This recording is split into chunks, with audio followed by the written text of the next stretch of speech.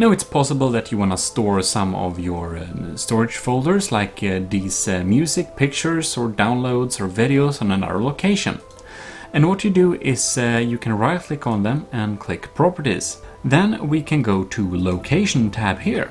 And here you can move the location to another drive if you want to, and just select folder and click Apply. Now I have already moved my Pictures folder to my F drive. But I will do it for the Downloads folder.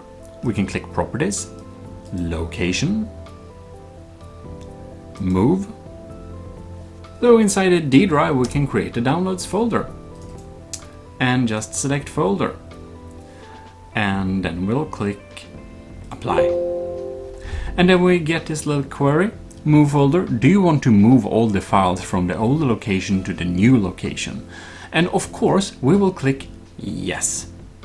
So now all our downloads is in the Downloads, but it will of course be accessible. If you just click Downloads, you will get into this folder on the D drive.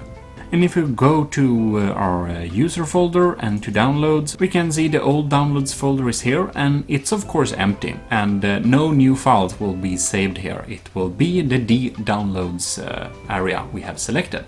So that's all jolly and good.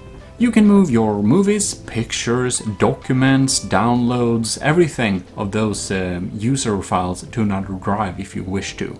It's absolutely fine. Just move them over there and you will free up some space on your main drive. Pretty useful. Anyways, hope you enjoyed it, and I'll see you in future videos. This is your host, Gmodism, signing out.